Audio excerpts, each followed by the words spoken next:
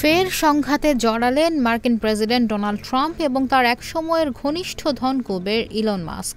আমেরিকায় নতুন রাজনৈতিক দল গঠনের সময় এসেছে বলে জানালেন মাস্ক। এর জবাবে কঠোর বার্তা দিলেন ট্রাম্প। তিনি বললেন, ভর্তুকির ওপরেই টিকে রয়েছে মাস্কের প্রতিষ্ঠান।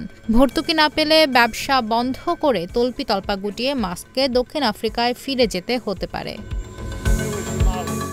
মার্কিন সংবাদ মাধ্যম নিউ ইয়র্ক পোস্টের এক প্রতিবেদন থেকে এই তথ্য জানা যায়। প্রতিবেদনে বলা হয়, এবার প্রথমে আক্রমণটা শুরু করেন মাস্ক। তিনি এক্সে এক পোস্টে লেখেন, যদি ব্যয় সংক্রান্ত খ্যাপাটে বিলটি পাশ হয় তবে পরের দিনই আমেরিকা পার্টি গঠিত হবে। আমাদের দেশে ডেমোক্র্যাট রিপাবলিকান দলের বাইরে একটি বিকল্পের প্রয়োজন, যাতে সাধারণ মানুষ নিজেদের কণ্ঠস্বর খুঁজে পায়।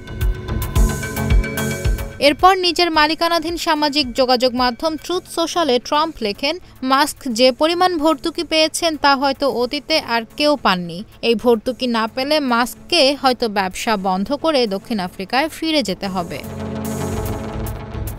উল্লেখ্য, মাস্ক আমেরিকার নাগরিক হলেও জন্ম দক্ষিণ আফ্রিকায়। সেই প্রসঙ্গ টেনেই মাস্ককে খোঁচা দিয়েছেন আমেরিকার প্রেসিডেন্ট। ট্রাম্পের আরও দাবি, প্রেসিডেন্ট পদের জন্য তাকে সমর্থন করার অনেক আগে থেকে মাস্ক জানতেন তিনি বৈদ্যুতিক গাড়ির বিরোধী। তিনি লেখেন, বৈদ্যুতিক গাড়ি ঠিক আছে, কিন্তু সকলকে এই গাড়ি কিনতে বাধ্য করা উচিত নয়। ভর্তুকি বন্ধ হয়ে গেলে মাস্কের প্রতিষ্ঠানের কী পরিণতি হতে পারে সে কথা উল্লেখ করে ট্রাম্পের বক্তব্য, আর কোনো রকেট উৎক্ষেপণ, উপগ্রহ বা বৈদ্যুতিক গাড়ি উৎপাদন থাকবে না এবং আমাদের দেশের ভাগ্য ফিরবে। হয়তো আমাদের সরকারি দক্ষতা বিষয়ক দপ্তর DOGE-কে এটি ভালোভাবে কঠোরভাবে দেখার জন্য বলা উচিত। আমাদের অনেক অর্থ বাঁচাতে হবে।